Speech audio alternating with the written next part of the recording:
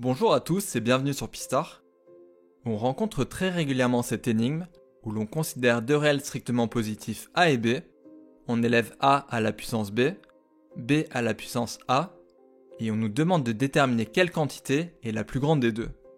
L'objet de cette vidéo, c'est de montrer que dans certaines conditions, il nous est possible d'y répondre quasi instantanément. En effet, supposons que A puissance B soit inférieur ou égal à B puissance A. Puisque A et B sont strictement positifs, on peut écrire que cette inégalité est équivalente à exponentielle B ln de A est inférieure ou égale à exponentielle A ln de B. On compose ensuite les deux membres par le logarithme, qui est une fonction croissante. On divise ces deux membres par A et B qui sont positifs.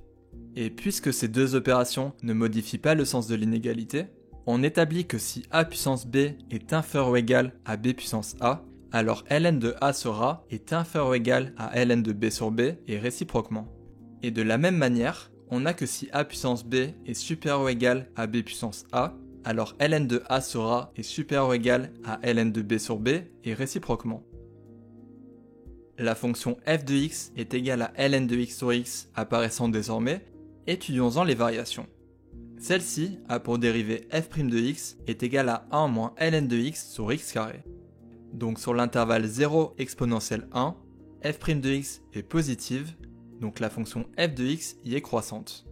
Et sur l'intervalle exponentielle 1 l'infini, f' de x est négative, donc f de x est décroissante. Ainsi, lorsque l'on choisit deux nombres a et b dans l'intervalle 0 exponentielle 1, avec a inférieur ou égal à b, puisque la fonction f est croissante, f de a est inférieur ou égal à f de b, donc par définition, ln de A sur A est inférieur ou égal à ln de B sur B, et donc A puissance B est inférieur ou égal à B puissance A, comme nous l'avons vu précédemment. Ce qui signifie que sur cet intervalle, la quantité la plus petite sera celle qui aura le nombre le plus faible en base et le nombre le plus élevé en exposant. Par exemple, puisque racine de 2 est inférieure à racine de 3, on peut sans calcul affirmer que racine de 2 puissance racine de 3 est inférieur à racine de 3 puissance racine de 2. De la même façon, 0,1 puissance 0,8 est inférieur à 0,8 puissance 0,1. Et on peut s'amuser à établir autant d'inégalités que l'on souhaite, tant que les nombres choisis sont positifs et inférieurs à exponentielle 1. Maintenant, si l'on choisit deux nombres a et b dans l'intervalle exponentielle 1 l'infini, intervalle où f est décroissante, alors si a est inférieur ou égal à b, f de A est supérieur ou égal à f de B, et donc A puissance B est supérieur ou égal à B puissance A.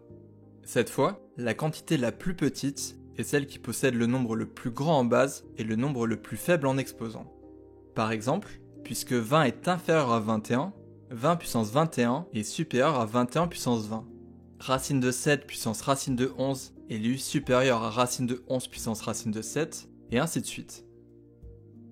Par contre, si l'on choisit A dans l'intervalle 0 exponentielle 1, comme par exemple racine de 2, et B dans exponentielle 1 l'infini, comme par exemple racine de 11, on ne peut malheureusement pas déterminer si A puissance B est plus grand ou plus petit que B puissance A.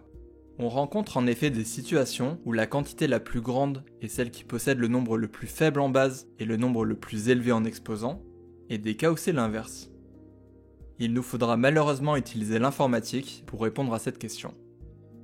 J'espère que cette vidéo vous a plu, n'hésitez pas à vous abonner pour soutenir la chaîne et découvrir les autres contenus.